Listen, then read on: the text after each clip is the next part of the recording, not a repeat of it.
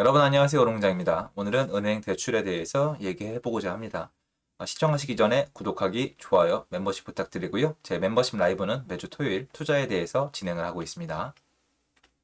은행 추격하는 P2P 업체 대출액 올 들어 20% 급증. 여러 차례 말씀드린 부분이 기사화됐습니다. 1금융권이 대출 규제 때문에 대출을 못 해줬었죠.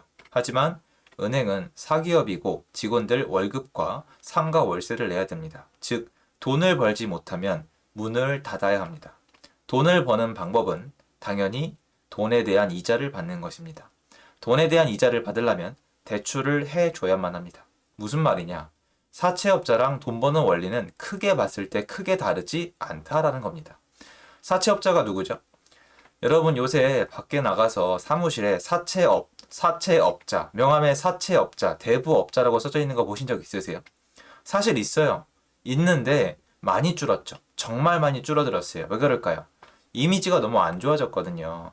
안 좋은 분들이 있었죠. 이 대부업법이랑 사채금융법에 대해서 제재가 없을 때 악행을 일삼던 분들이 있어요. 그리고 아무래도 이게 어떻게 하다 보니까 좀 이렇게 주먹을 쓰시는 분들이 이쪽 업을 많이 하셨었죠. 그러다 보니까 이미지가 굉장히 안 좋아졌는데 어쨌든 현재는 합법적인 테두리 안에서 사채업자와 은행은 수익을 내는 방식에서는 큰 차이가 없어요. 저는 은행을 비난하고자 하는 게 아니에요, 여러분. 전 은행을 좋아하고요. 많이 이용할 수 있기를 바라고요. 한국에 반드시 필요하고요. 엘리트들이 종사하고 있는 곳이라고 생각을 합니다. 제 말은 사채업자가 나쁜 짓을 하는 사람들이 많았던 거지 사채업자가 돈을 버는 방식은 합법이라고 말씀을 드리고 있는 겁니다. 은행도 합법이고 방법과 그 원리는 크게 다르지 않다고요. 제가 지금 굳이 이 얘기를 왜 할까요? 맞습니다. 1금융권을 정부에서 대출을 못 해주게 막으면 어떤 현상이 일어날까요? 간단합니다. 2금융권이나 아니면 캐피탈이나 생명사나 화재보험사나 아니면 P2P, 즉 사채업으로 갈 수밖에 없고 제 주변에 수많은 분들이 갑자기 대출이 막히면서 P2P까지 밀려 나왔습니다. 예전에 제가 파주였나요? 파주에서 영상을 몇 번 올렸는데 세입자분이 갑자기 전세자금이 막혀서 원래 받고자 했던 1금융권에서 받지 못하고 좀 밀려났습니다. 그래서 금리가 1.2% 가까이가 올라서 큰 부담감을 안고 괴로워했던 기억이 납니다. 왜냐면 계약 해지나 아니면 새로운 전셋집을 구하는 것보단 나으니까요. 저는 빨리 알려주시면 그때 계약 해지를 그냥 해드리고 제가 새로운 세입자를 구하는 쪽으로 한번 해보자고 말씀을 드렸었는데 결국에는 이제 다른 데서 대출을 받으셨거든요. 근데 그때 스트레스 말도 못하게 받으셨죠. 근데 그분도 정작 대출이 막히니까 다른 데로 알아보시더라고요. 이런 식으로 제 주변에 이 금융권이나 다른 쪽 금융으로 밀려나신 분들이 요새 정말 많아요. 그게 드디어 기사화가 된 겁니다. 왜? P2P 업체는 파티 중이었거든요. 여러분 제가 이 얘기 많이 한 거 다들 기억나시죠? 1금융권을 틀어 막았지만 P2P 업체, 대부업체는 지금 파티 중이다. 옛날에 하지 못했던 최우선순위 근저당을 걸고 있다.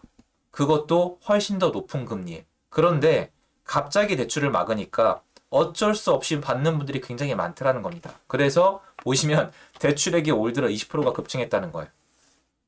이게 원래 여러분 이게 상승이 잘 안 돼요.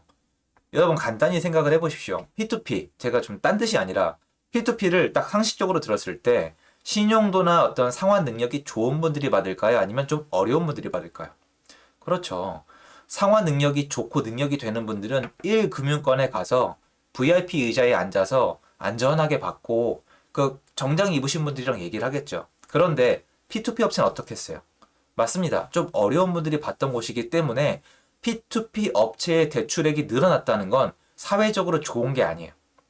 어려운 분들이 늘어났다는 거고 어려운 분들이 급한 불을 끌 일이 많아졌다는 거예요.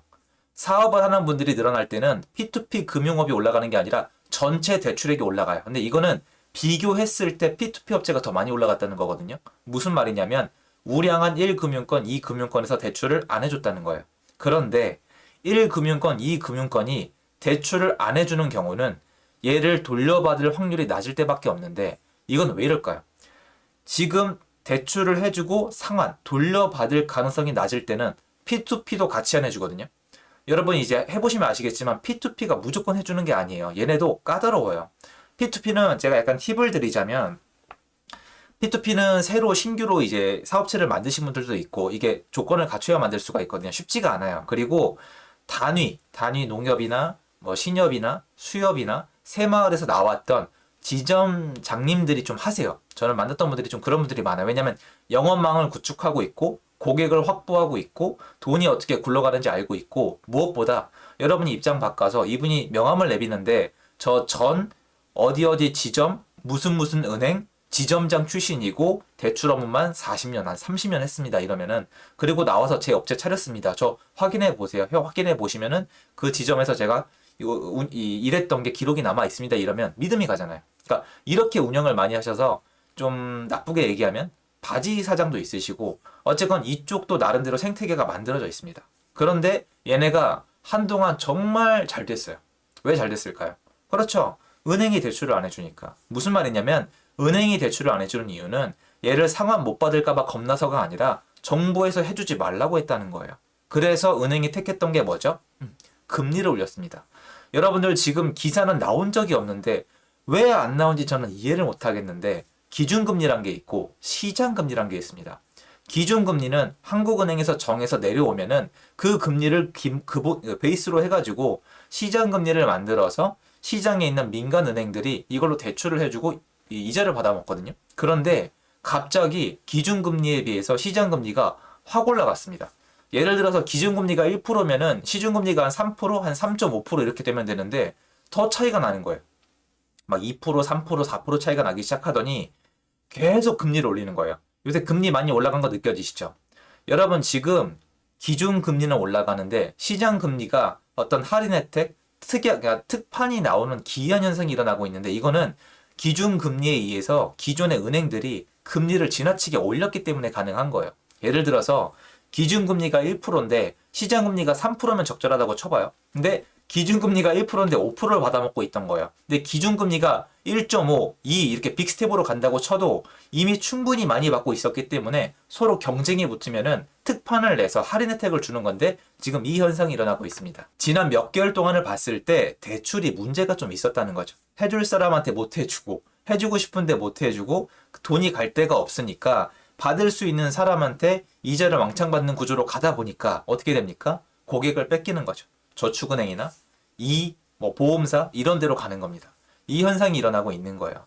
이게 여러분 절대 좋은 게 아니에요.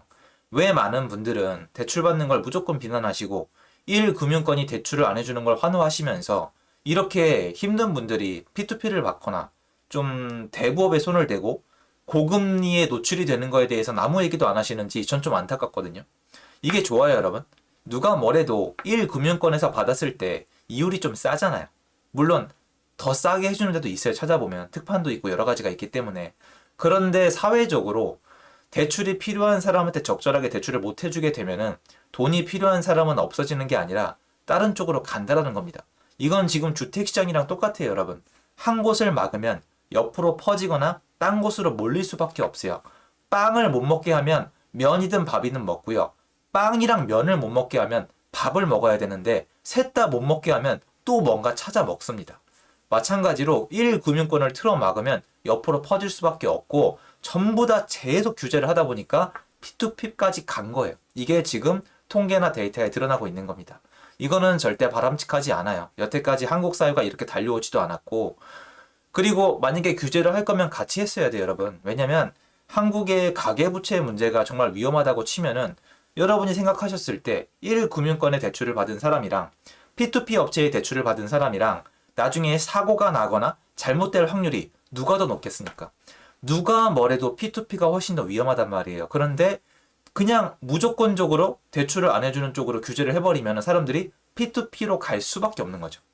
그러니까 이런 거를 확인을 해보시면 여러분 여러 가지를 확인할 수가 있는데 첫째, 금융권은 사채업체와 비슷한 방식으로 돈을 번다. 이게 나쁜 게 절대 아니다. 둘째, 은행은 서로 경쟁 관계다. 1금융권이 안 되면 2, 3, P2P로 갈 수밖에 없다. 세 번째, 대출 규제를 그냥 앞뒤 없이 해버리면은 사람들이 옆으로 밀려날 수밖에 없다는 걸 알아야 됩니다. 그래서 이 대출 구조에 대해서 좀 아셔야 돼요. 은행은 대출을 해주고 싶은 곳이에요. 대출을 잘 해주고 이자를 받으면 직원들한테 월급과 보너스를 주고 이 기관이 잘 돌아가게 할 수가 있습니다. 그런데 돈이 없으면 은행은 굴러갈 수가 없어요. 은행은 그냥 돈입니다. 그래서 그 돈을 지금 P2P 업체에 많이 뺏겼다. 그리고 이걸 다시 가져오기 위한 경쟁이 남아있다는 겁니다. 앞으로 한번 두고 보세요.